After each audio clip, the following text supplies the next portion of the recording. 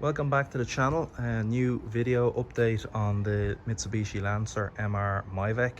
Did a few bits and pieces to it over the last few days. Gave it a good wash. Need to get a few new tires. These tires here were new 15 years ago, believe it or not, and now they're totally rotten. That one somehow still holds there, but it definitely won't pass any NCTs.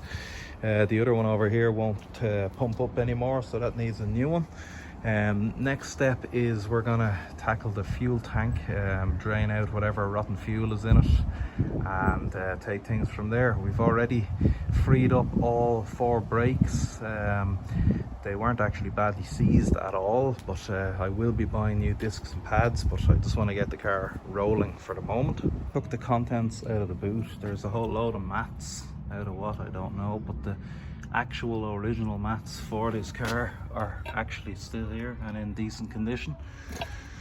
The plywood underneath the carpet is seeing better days, but it's okay, I can make a new one. Boot carpet itself needs a pressure wash. It will actually clean up. A lot of bits of paper and things rotted into it. Spare wheel, not there. Bit of moisture in there, as you can see. And doesn't appear to be any actual proper rust, just a messy surface rust in here, but I'm going to clean that up, see how it looks after that. No signs of any crash damage either. It has a Sony Explode subwoofer here, and it has Sony Explode 6x9-inch speakers. That one's taken out, but it's here in perfect condition. The boot cleaned up really nice. It was full of stagnant water, and there was bits of threaded bar and other bits of metal sitting in the bottom, which made a terrible mess, but as you can see, it actually cleaned up pretty good.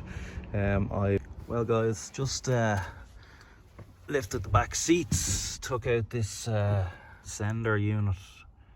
Yeah, as you can see, it's not so healthy. You can't smell it, but believe me, you can take my word for it, that petrol does not smell like petrol. It smells like varnish. It literally smells like varnish, so I'm going to try and extract it and see where we go from there. Using an oil extractor tool here, I've managed to get out almost 6 litres of petrol, I suppose it used to be, but more like varnish. If only you could smell it. So guys, took off the front driver's wheel to change the flat tyre, freed up the brakes. Actually nothing was stuck at all in there, just I took the pads out, put a bit of copper grease on them, pushed the pistons in with a piston wind back tool, moving nice and free. In here, surface rust, no real corrosion anywhere, just unpretty surface rust. Overall, not bad. This here is the coolant pipe that actually put the car off the road all those years ago. It's a metal steel pipe, bolts onto the back of the engine block.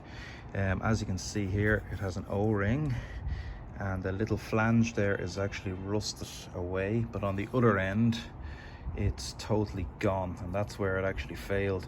This shoves into the back of the water pump and goes along the back of the block. If anyone out there would have one of these pipes, if you could contact me in the comments, I'd much appreciate it.